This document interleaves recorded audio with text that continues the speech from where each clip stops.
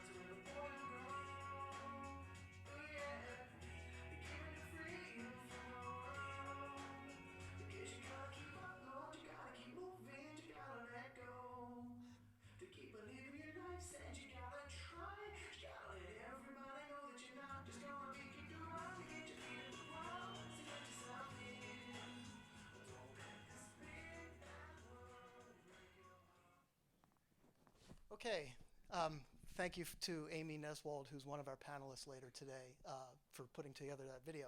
Let me just make sure this is working. And thank you to Matt Bolish, the Film Society of Lincoln Center, and Eugene Hernandez for providing the venue. We're going to talk about location and its implications on the future of multimedia storytelling today. Am I talking into the mic okay? Great. Sorry, we're having a little bit of technical trial and error. There we go. Okay. So I think we want to start off with why this is actually a watershed moment in the future of storytelling. I think with the introduction of smartphones that are ultra portable, everybody's carrying them around now. They're location aware and they're fully multimedia capable. We've really got a whole new platform for telling stories. Now, is it going to change all of storytelling? Of course not. And are there other things that are important to the future of multimedia storytelling? Of course there are, and I think we'll touch on them. But I think the most important thing is these new smart devices that can do these three things all together. I think a great introductory quote for the subject matter is this. Michael Wood he's famous in Britain as a presenter, and he said, "And what a human thing it is in places of such breathtaking beauty to create wonderful stories and tie them to real landscapes. That's how myths grow, crystallizing our dreams." So let's go into the presentation. I used to fly jets in the US Navy. And actually, that is a picture of me. If we zoom in, I can prove to you that that's a picture of me. See? Okay. Actually, I'm not lying. That is a picture of me, but I did do a little silly thing there. That's from a very long time ago. When I went through Navy flight training, and still today, they do a lot of simulator-based training before you get into the airplane and even throughout your flying career. Here's an old picture of me actually in the simulators, once again, back when I was doing training. These are actually, they're called Lynx trainers, and they did simulate the environment, but they simulated them in a very, very low fidelity way. I wanted to show you some really interesting stuff about simulating flight now. Boy, I hope it loads up. There we go. Okay, so this is actually the cockpit of the A4 Skyhawk, which is the plane that I flew and the plane that I showed you a picture of a second ago. And as you can see, it's pretty good. Oh my God, there's no pilot. The reason there's no pilot is because this is actually simulated. And that boggles my mind. Now, actually, let's keep watching just because it's cool and fun. Anybody feeling vertigo right now? I do. When I looked at this on my laptop, I actually felt myself leaning a little bit to the left and to the right like you do in IMAX movies. And I think that's the important point, is that now we've got technologies that make a 2D screen so good at immersing you in a physical environment that you don't even really need to be in an IMAX theater, and it actually puts you in the place. And I think that's really, that's the point that I'm trying to make. It's about immersion. Now, immersion doesn't have to mean physical immersion. We can also be physically in the environment that we want to immerse you in, and then immerse you in a different time or a different, well, time in the same place. So here's the Essex Street Market. Everybody probably knows the Essex Street Market. A picture of it from, I think this was 2005. And here's a picture of the same thing in 1940. Now, I think that the storytelling implications of this are probably obvious. If you've ever taken a walking tour, you know that they are. That a storyteller can actually immerse you in the same place that you're actually in and show you things that you can't see. We can show you things about the place that you're physically in that might be under your feet in a subterranean structure, or that happened 50 years ago, or that might happen in somebody's vision 50 years from now. So immersion doesn't have to be physical. Sorry about this. The next thing after immersion is curation. Curation is the second of the three major topics that I think make it a watershed moment in storytelling. This is actually a screenshot from my platform product, Moveable Feast, and wanted to show you a little bit about curation. A story element, what we call a story element, is a combination of media elements. So what do I mean? I mean video, audio, text, and images.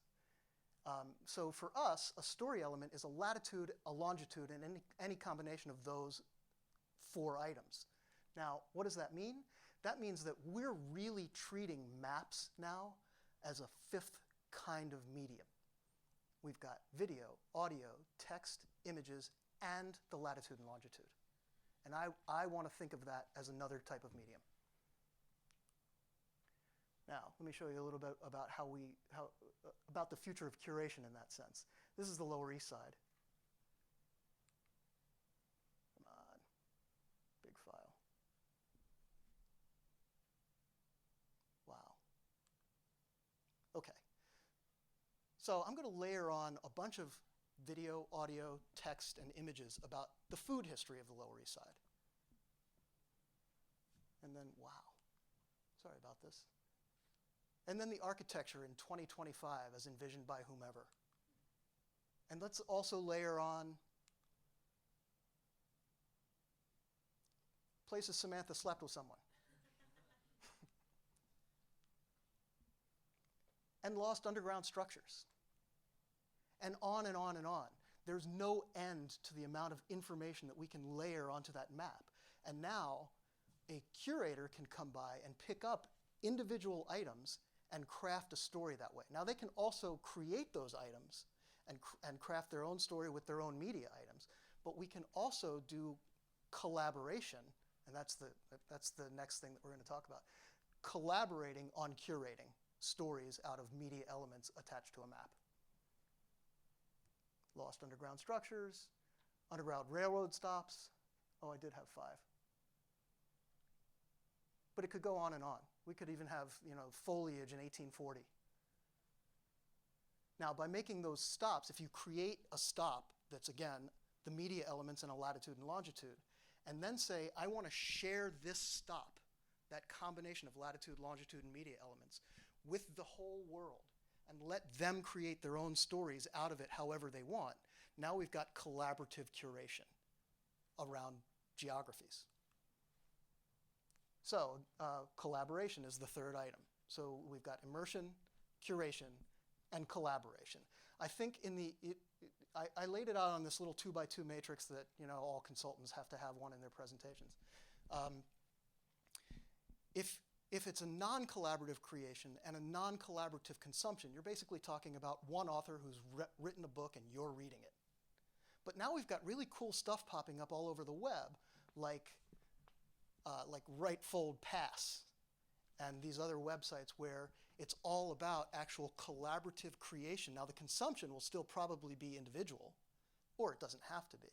And then I've got a picture of the old 1950s family around the TV, which is less collaborative creation, but more collaborative consumption.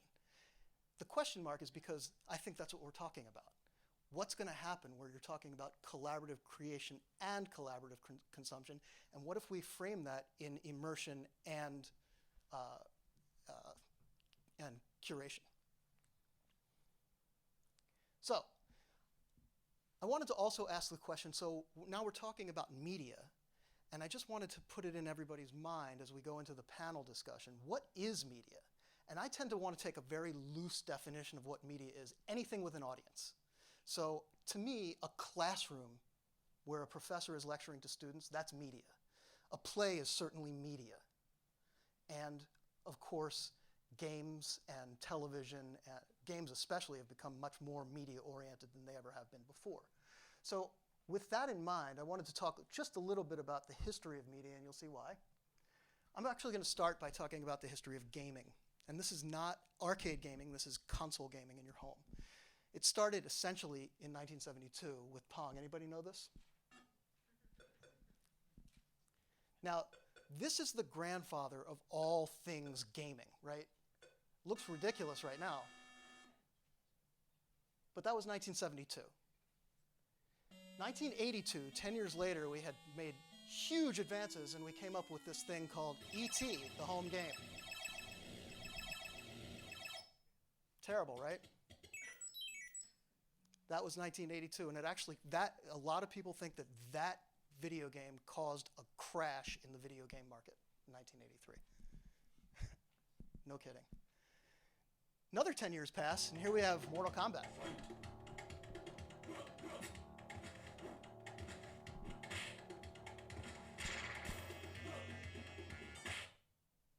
Wow. 20 years from Pong, and that's where we are. Let's move another 10 years. So here we are at 2002. Oh, I'm sorry. Now we got to go through the whole thing again, don't we? I fat thumbed it. No, not that again.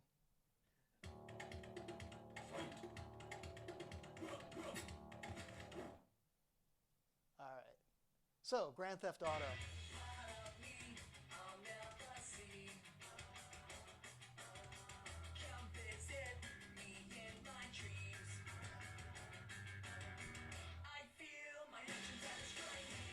All right, so anybody feel immersed in that game? It's 30 years after Pong. Now let's go another 10 years to this year when Call of Duty Black Ops was released. So it took us 40 years, but we finally feel like we're killing somebody.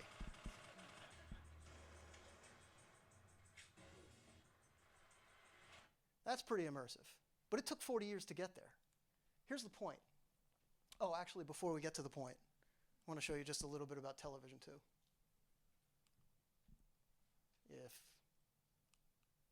Oh, I don't know how that happened. Sorry, folks. I knew I should have rehearsed.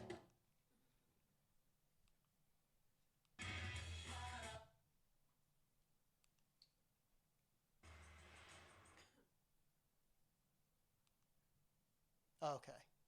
So, a little bit about the history of television. Essentially, this is 1948. Texaco Star Theater. If anybody wants me to page through this without watching the whole minute, let me know. Starring Uncle Milty. Oh, we're the men of Texaco. We work from Maine to Mexico. There's nothing like this Texaco of ours. Our show tonight is powerful. We'll wow you with an hour full of owls from a shower full of stars. We're the merry Texaco men. Tonight we may be showmen. Tomorrow we'll be servicing your cars. I wax the pipe, I pump the gas, I rub the hub, I scrub the glass, I touch the clutch, I mop the top, I poke the choke, I sell the prop, I clear the gear, I flop the knock, I jack the back, I set the clock. So join the ranks of those who know and fill your tanks with Texaco. Sky Chief, fill up with Sky Chief, and you will smile at the pile of new miles you will add.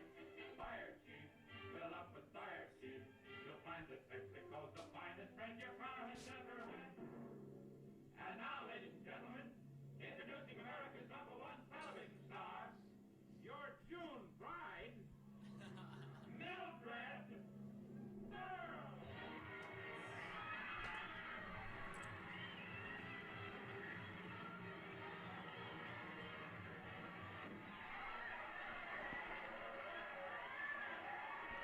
Okay, I made you watch the whole thing just because I wanted to get to Uncle Milty in a dress in 1948.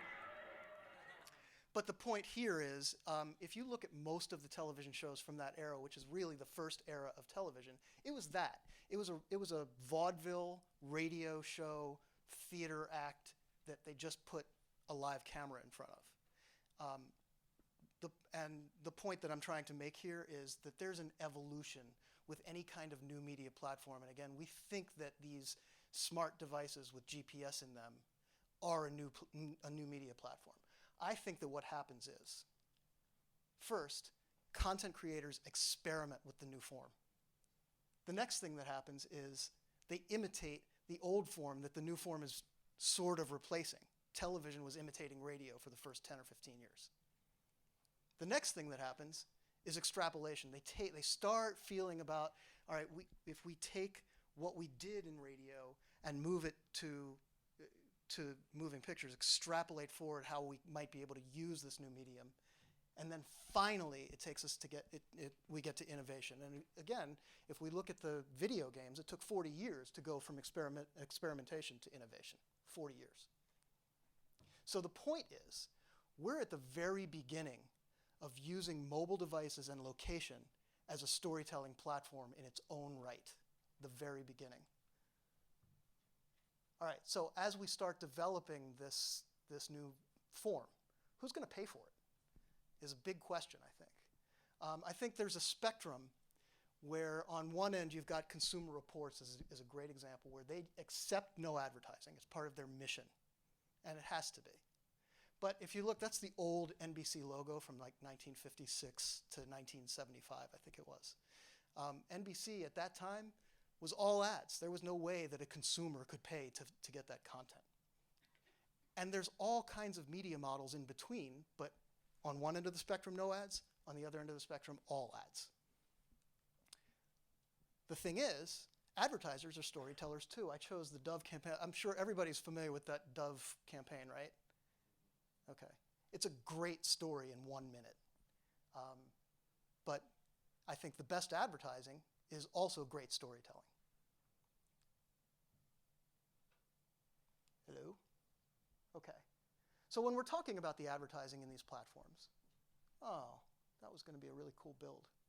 Facebook still hasn't gotten it right. So for example, Job likes tomato soup, Campbell's tomato soup. Teresa likes Job. Facebook says, oh, well, if Teresa likes Job and Job likes tomato soup, then Teresa's going to like tomato soup. Well, anything wrong with that? The next thing that I think we're still in the very beginning is with Foursquare. They haven't really nailed it yet either. Foursquare assumes that, okay, here I am again. I am here. And Foursquare says, well, if you're here and there's a custom bra shop there. Well, wouldn't you be interested in 10% off a custom bra fitting? Well, the fact is, no, I wouldn't. Not just because I'm there. And that's what Foursquare is getting wrong. The answer, I think, is actually using data better than anybody is right now. And that data would include the location, and it would include your friends and your networks and all of that kind of stuff, but it also includes a lot more than that, contextual relevance, which advertisers in magazine and television have known for years and years.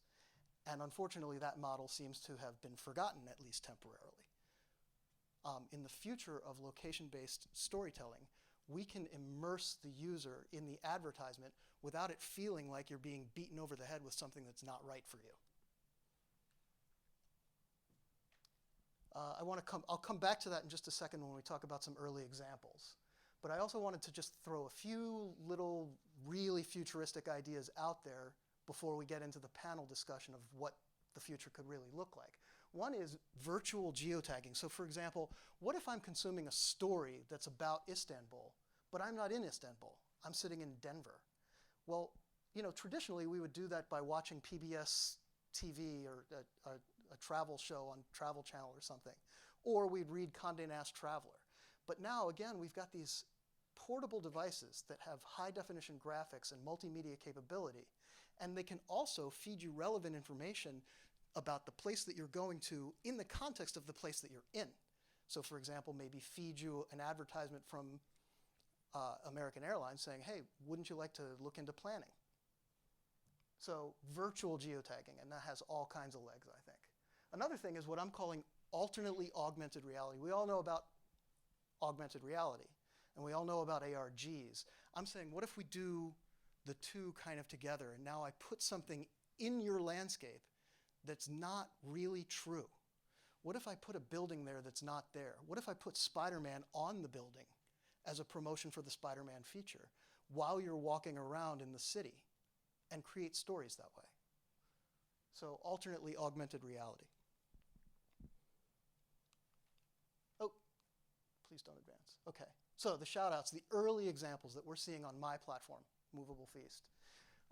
One is Jurassic Park Slope. We had to rename it because we got a little nasty phone call from Universal Studios. It's now called McCarran Park, and it's an immersive film. It's got 26 stops in Williamsburg, Brooklyn. And each stop has video associated with it, and the story builds as you move through the geography. So they're tying the geography to the story building and the landscape. It's an early example, and I think we've learned a lot from it. Another early example is New York Heart's Lower East Side. This is a great one, because this is actually immersive theater in the streets of the Lower East Side. J.D. Carter, who I actually saw, he's here now. J.D.? J.D. is a playwright and put together a play with a fictional storyline, fictional characters, taking place in a real place.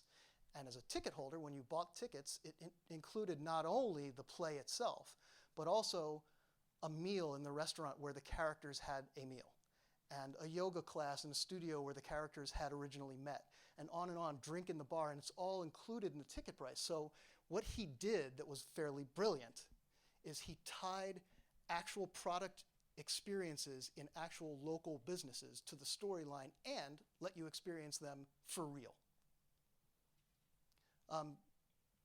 James is actually presenting in this festival at 10:30 tomorrow morning on New York Heart's Lower East Side, and Caitlin is presenting in two parts today, one at 2 o'clock and one at 4 p.m. on Jurassic Park Slope. I'm sorry, McCarran Park. Okay. Next, I actually want to show you a live example of this content that's being developed right now. And I'm actually going to bring one of my panelists, Amy Neswald, who is a filmmaker, up, and she's going to walk you through what she's building on the Moveable Feast platform. Thank you. Hello. So my project, this is good? Yeah? My project's a work in process.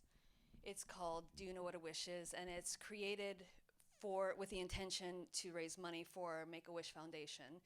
And my intention too, immersive media can be explosive like JD's, where you're actually immersed in, or in my piece, I am actually trying to take a little piece of the story and place it in the people, create a discussion. It's a children's story, a children's adventure, and a children's walk with associative media through Central Park. So if we could go to the first stop. So I'm imagining this is a children's story. It's for a day with a parent and a child, and it offers them an opportunity to have a conversation throughout the day. We have video, audio, text, and also still picture, depending on the parent's intention. If they are going out to the park, they can just take a walk. They can take a walk and watch the video and discuss it through the different stops, et cetera, et cetera. So I have my first stop is the carousel in Central Park, and it basically is instructions or suggestions how to use it. My second stop, if you could, then is say a film. They can watch the film if you could play it. We don't have to watch the whole thing. It's again working. I'm a technological black thumb, so I'm trying to do this all in stop motion animation. When you want something really, really bad, Right, so we get a conversation started. or a birthday candle, The aspect ratio is off, or when but you sneeze 3 times in a row. sorry. Looks better in And 16:9. sometimes you can make a wish just because. No star, no birthday candle, and no sneezes necessary. All right, so we can let it just stop if you want. This is going to be also, it's about a 3-minute film, but next, if we move to the next stop. So say you don't want to watch the video, or you watched it at home, but you still are interested, you can play it. Thank you. You can, take your walk, and instead of watching the video, I put video behind it because it's boring to watch text, but you can read the story. Wishing is So, not for the faint of because we heart. have the text, and in the text I also included at the end of our little piece leading questions, so the parent can ask the child, Some wishes what do you come think true that person's right away, wishing, or like do you when see someone at wish this for fountain someone to be wishing? happy, and then you look over and see them smiling. Thank you. But most Oh, sorry. Most wishes take a little time. Anyway, it's a little instructions in case you guys need any instruction too on wishes. I know everything. Next one. I forget what I did with this one, but okay, can you play it? Or oh yes, for my still pictures, I decided to have my friend's 3rd grade class illustrate the story. So now we have, not only do we have a film that they can watch, or a story you can discuss, or a story you can listen to, millions of them but every day. I engage children in helping me illustrate the story as well. And the parent then, or the adult, perhaps you want to engage your child after looking at what other children do. Listen to. There's more children's pictures. They're pretty awesome, the kids' pictures. It was amazing. By the time all the wishes float up to the sky, I just threw them and on the top of the wind video, and so it's butterflies not carry them to the crazy. trees, a lot of time can go by. But these are all these kids interpreted all of this. It's What you amazing. wished for anymore. All That's right. okay. They'll understand. I'll share a secret with you. Wishes can change.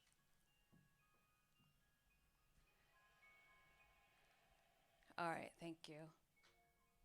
And then lastly, or you can throw them all together. You don't have to show the last chapter, but yeah, you can just sort of do it all or do none of it. Children, you can watch it at home. You can go out and watch it.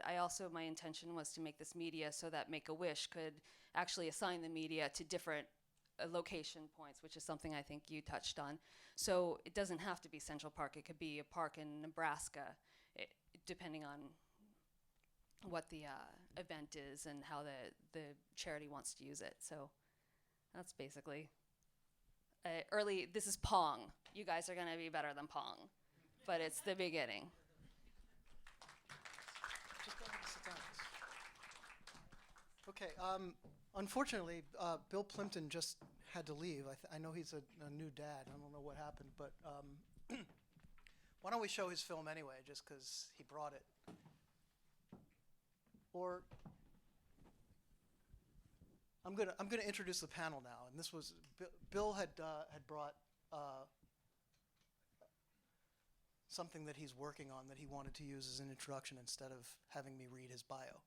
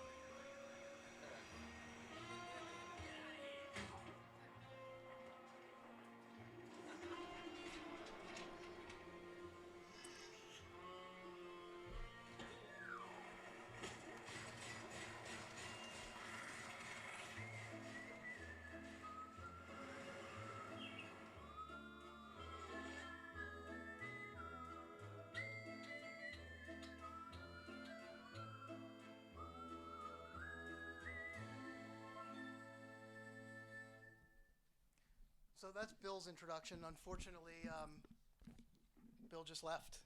So let's bring the whole panel up, and I'll just read everybody's bios. I apologize for reading. I didn't memorize the bios. Amy, we've already heard from Amy, and Amy Neswald is an award-winning screenwriter, filmmaker, and blogger who harbors a growing fascination with telling multi-dimensional stories via convergent media platforms. Recent projects include A Day with John Hatch, Los Angeles, A Day with Spencer Howard, Denver, A Day with Ariana DeBose, San Francisco, and works in progress, Looking for Mr. Softy, which is hilarious, all created on the Moveable Feast platform, as well as her ongoing travel dating blog, 50 Dates in 50 States, which is at 550, the number, dates in 50states.wordpress.com. I highly recommend it. The next, come on up. Oh, she's here. Thomas Kail. Thomas directs theater and television. Credits on Broadway include In the Heights, for which he received a Tony nomination, Lombardi, Magic Bird, and off-Broadway, In the Heights, for which he won the Callaway Award, the Drama Desk nomination, and Outer Critics nomination. Right? Lincoln Center Theater, Brokeology, When I Come to Die, New York City Center, The Wiz, National Tour, In the Heights, co-creator and director of hip-hop improv group Freestyle Love Supreme, which played the Edinburgh Fringe Festival, HBO Comedy Festival, Montreal Comedy Festival, and Melbourne Comedy Festival. TV directed 2010, sorry, want me to go on? No, I feel like this is the longest thing Okay. I've ever read. I'm incredibly impressive. I don't know. Felix Thompson is an award-winning Australian filmmaker whose work has been in competition at film festivals including Tribeca South by Southwest, the London Film Festival, and the Vancouver International Film Festival. Described by Film News Briefs as a gifted storyteller who sets up incredible characters, his work has also screened at the Directors Guild of America in Los Angeles. Felix has worked professionally for the BBC in London, studied with Philip Seymour Hoffman's Labyrinth Theatre Company in New York City, and he received his BFA in film and TV from NYU's Tisch School of the Arts and his MA in screenwriting from the Royal Holloway University of London. His commercial work has been distributed both on national television and online. Felix is a co-founder of Buffalo Picture House. A filmmaker, writer, and curator, Jason Sondhi, is co-founder of Short of the Week, which is a great website, the web's premier destination for short film recommendations and criticism. Managing the site's editorial and social media presence, he has positioned Short of the Week at the nexus of the film and digital worlds. University of Washington. He now calls New York home as curator of the online video platform Vimeo. Follow his work on Twitter at Short of the Week or Jason Sondhi, that's Sondhi. Bill Plympton unfortunately had to leave. And we also had Andrew Evans, who's a blogger for National Geographic, who unfortunately had to deal with a family medical problem this week. So here is our panel. And what we'd like to do now is bring the lights up a little and discuss the future of media, or I'm sorry, the future of storytelling in a geotagged world. Oh, wait. We still have a couple of slides. Yeah, here's our panelists. And the conversation topic: how will storytelling evolve as the technologies improve and as we get better at designing content specifically for them? And then a second one, as with most human pursuits, if we can work this in, how will this make me look better, help me live longer, or get me laid more? Let's kick it off and start talking about the future. Let's do it. Where to begin? Well, why don't we begin with the question: what do you see happening in the framework that we just talked about? What do you see happening in the immediate future and the medium-term future as the technologies improve and as we get better at understanding this platform as a platform in its own right?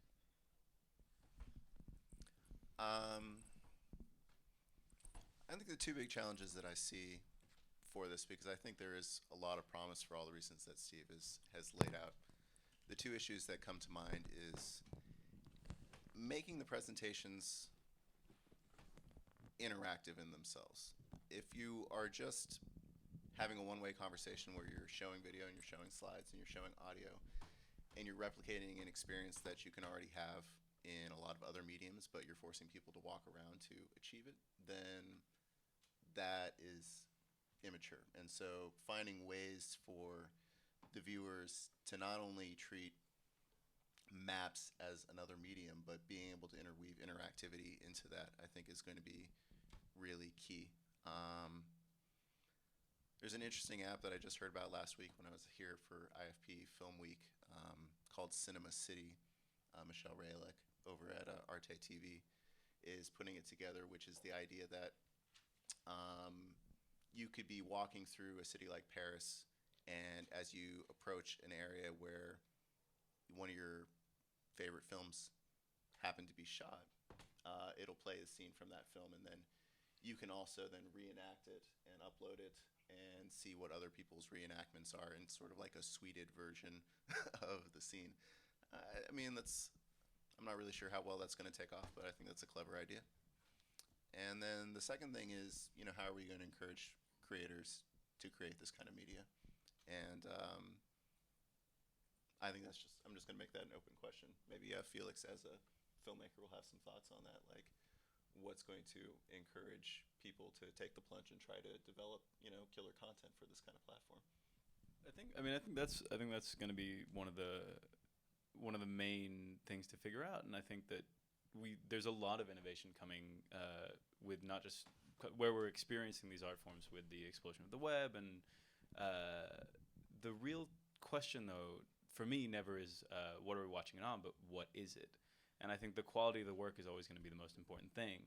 So how to attract storytellers who have an idea of how to take this platform and take it further is an interesting question. I think the thing that really draws me to this idea is just that we never know where this kind of technology is going. And like, to give some brief historical point on it, Greek theater in the early days was only ever two actors and a chorus speaking.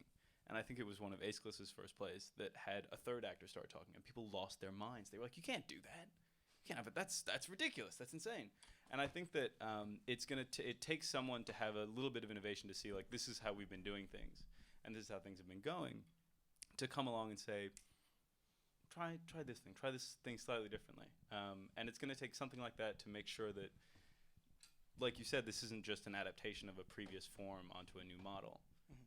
And it is truly something different. For me, the thing I find fascinating about it is that while cinema and TV are about immersing you in a dark room, this is a kind of site-specific art that is taking you out into the world. And that, I think, is something that's really unique about it. It can take you out into the world, but it can also bring the world to you in ways that magazine and television can't. I mean, has anybody seen Photosynth or 360 Panorama, the apps for iPad and iPhone that take panoramic? It's amazing. The TV can't do that, and it's a 4-inch screen, and it makes you feel like you're actually in the room. It's amazing. What about theater? Now, I think right now the best use case that I've seen is actually a theater production, and it is probably not what we have expected. When I first had the idea to build this, it was just about empowering walking tour guides to create tours that they didn't have to be present to lead. But it's gone in a lot of different directions, and I know, Thomas, you're technology-forward Broadway director. You incorporate technology into your stagecraft. How can you bring the stage out to the world? Well, it's interesting. Not all of the stuff that I've done has been community-based, but in the Heights in particular is about a very specific place in Washington Heights at the top of Manhattan.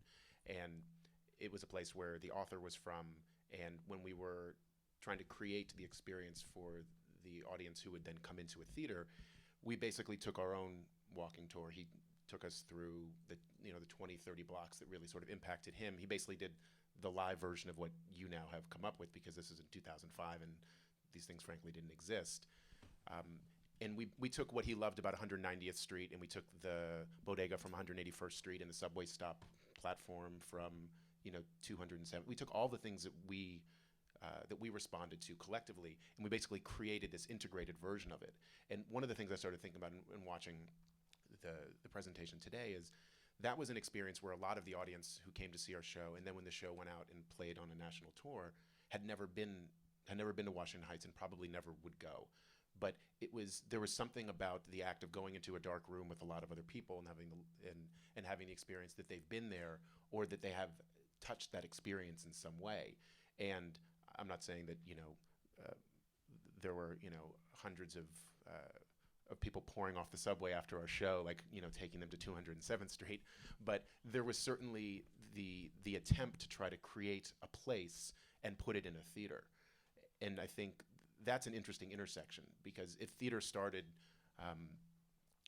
with two people talking in a chorus, with no scenery, with nothing, with natural light, and it's now evolved to us trying to represent and evoke a place, I think that the question of how you then do the work that Mr. Carter was doing, where you then can have site-specific events related to certain geographical locations. Because we're at the very beginning of this, all we can do is our best. The reality is there's somebody out there right now who's going to do it better than all of us, who's just being born, who's wherever, it's Bill Plympton's kid. Somebody who is going to take this, but we can just sort of go as far as we can. And so what I'm interested in doing is, because I mostly work in a medium that, thinks advertising the New York Times is the cutting edge, and it's not. The idea of how you use this kind of media also to bring people into that collective experience is something that I think we're still kind of scratching the surface on. Right, it's Pong. It's like pre-Pong, I feel like, in some ways.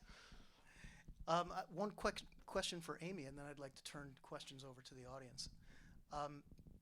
One of the things that we talked about, or that I talked about in my too long presentation, was this collaborative consumption. And we didn't touch on what that means with respect to sharing. So one of the things that's baked into my product is a very easy way to share what you're doing while you're doing it via Twitter or Tumblr or Facebook. Take your own pictures, add your own comments, and share them to whomever.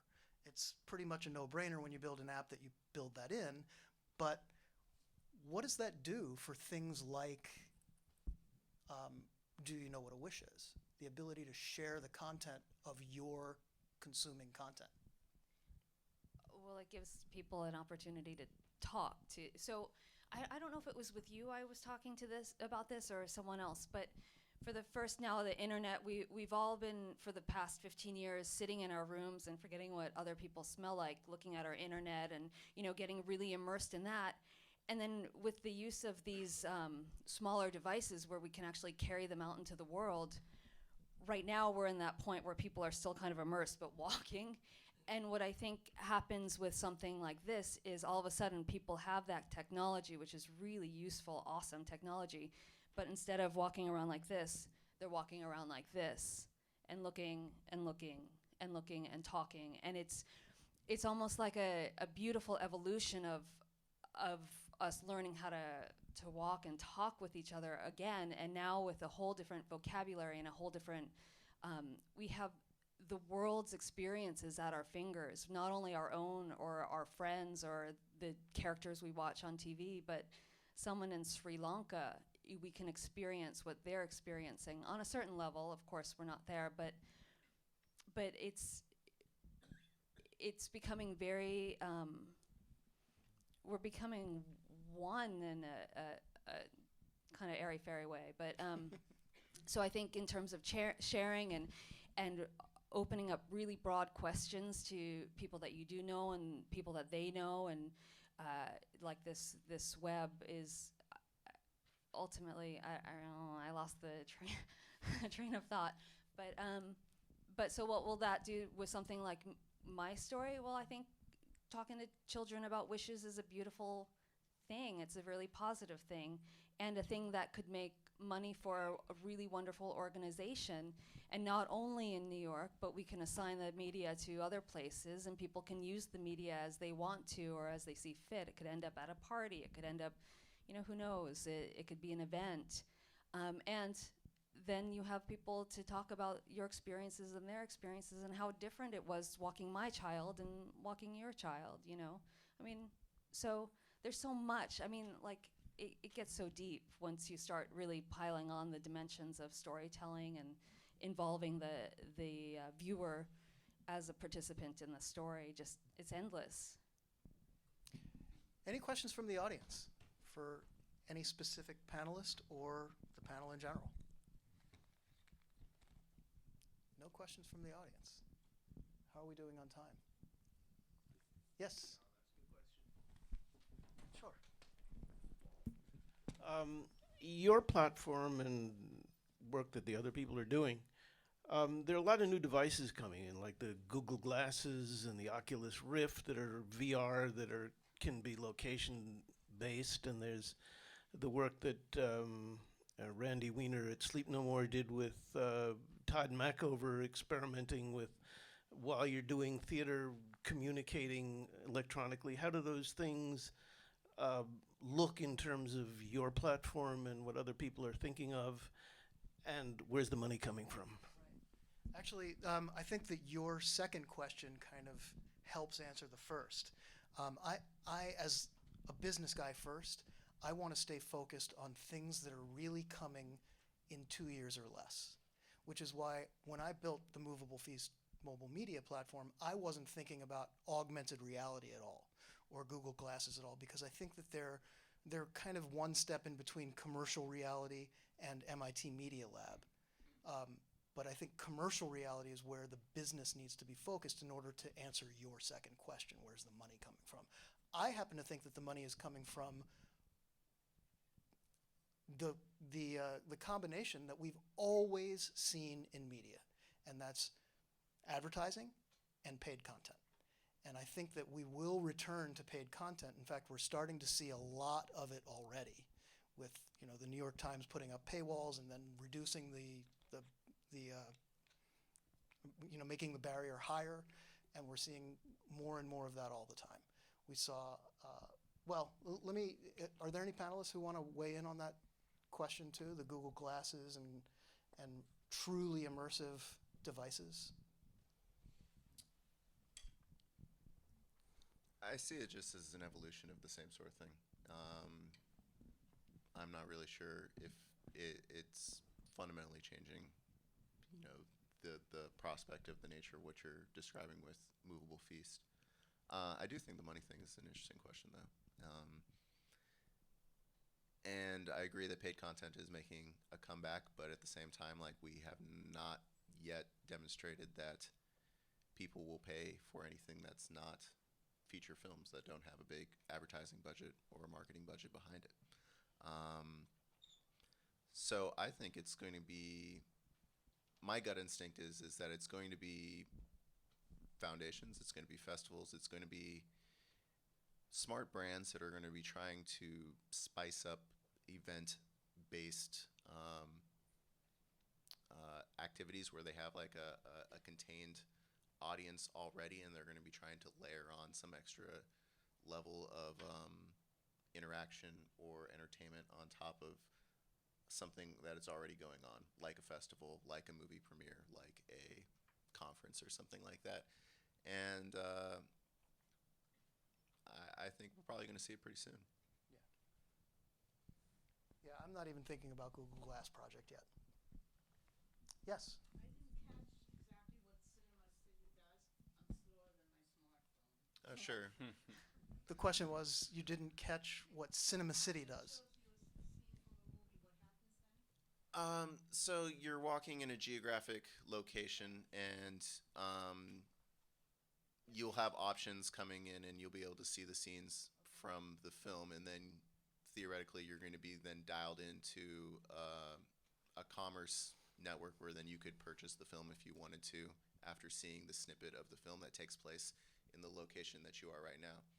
But then they're also trying to build certain interactivity elements into the application as well. And the thing that I said was one of the things is they're going to encourage people to then use their smartphone to take video of their own reenactments of their favorite scenes and then upload those. And so then if you're in a place, not only can you watch the actual scene, you can watch untold number of people reenacting that scene, which may be entertaining. I'm not sure. I have a question about how to monetize that.